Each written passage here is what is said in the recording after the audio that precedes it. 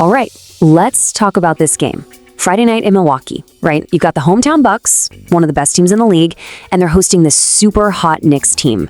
On paper, this should have been an absolute heavyweight fight. But it wasn't even close. It was a first-round knockout. So, that's the big question, right? How does a game that everyone thought was going to be a playoff preview just turn into a total demolition? Well, the whole thing, the entire story, it really just starts with one number. 22. Just 22. So what's so special about that number?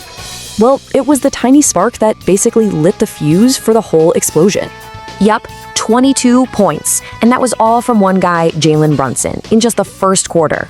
That's the most points any Knicks has scored in any quarter all season long.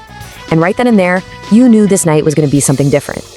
So let's break down how this whole thing got started, how that spark turned into a fire. I mean, this wasn't just a good start. We're talking about a historically great performance, a total offensive masterclass. And you know, it wasn't even just that he was scoring all these points. It was how he was doing it. The guy was basically perfect. He hit 9 out of his 10 shots in that quarter. He didn't miss a single three-pointer. I mean, what are you supposed to do against that? You just can't defend that level of efficiency. It was absolutely flawless. Okay, and here's the part that's truly incredible. The Bucks, they were shooting the lights out too. They hit a ridiculous 7 of 11 from 3. On pretty much any other night, they're the ones with the big lead. But Jalen Brunson's one-man show just completely canceled it out, and it gave the Knicks an 8-point lead and, really, total control right from the jump. So, okay, the Knicks had that initial spark. But we've seen it before, right? A spark can fizzle out. But that's not what happened here. Nope. New York took that spark and fanned it into a full-blown inferno, making it crystal clear who was in charge. And they did not take their foot off the gas at all. The second quarter kicks off, and boom, another immediate 8-0 run for the Knicks. That 8-point lead, it instantly doubled to 16. By the time halftime rolled around, New York could put up a jaw-dropping 77 points. 77, and they were just chilling with a comfortable 20-point lead. Now look, basketball is a game of runs. We all know that. And to their credit, the Bucks did try to fight back. They put together a 9-0 run in the third quarter, showed a little bit of life, but honestly, it was like trying to stop a runaway freight train. The Knicks offense hit the 100-point mark before the third quarter was even done. And yeah, that pretty much slammed the door on any chance of a comeback. So why did this lead feel so impossible to overcome?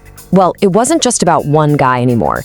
This was a complete team effort, and when you look at the stats, they tell this really interesting story. A story of pure precision against sloppy mistakes. I mean, just look at this contrast. It's wild. On one hand, you've got the Knicks' insane firepower. They drained 21 three-pointers, shooting 50%. That is just elite, efficient basketball. And on the other hand, you've got the Bucks just shooting themselves in the foot with 16 turnovers. They were just giving the ball away again and again. And here's what that leads to. Those 16 turnovers, they weren't just empty possessions. They were basically gifts. The Knicks took those mistakes and turned them into 19 points. So think about it. Every single time the Bucks messed up, the Knicks made them pay for it. And that lead just kept getting bigger and bigger. And yeah, Brunson was the guy who got it all started, but this really shows you he wasn't alone. You had OG Anunoby dropping 24 points right alongside him. That's a serious 1-2 punch, just firing on all cylinders. Now for Milwaukee, yeah, Myles Turner and Kyle Kuzma, they fought hard. But you can see it right there. The star power from New York was just on a completely different planet in this game. Okay, so let's zoom out for a second and look at the bigger picture here. Sometimes a single game can tell you a lot about where two teams are headed. And this one? Well, this one gave us some really important context. And we have to talk about the huge asterisk on this game, the elephant in the room. The Bucks were playing without their superstar, Giannis Antetokounmpo. I mean, come on.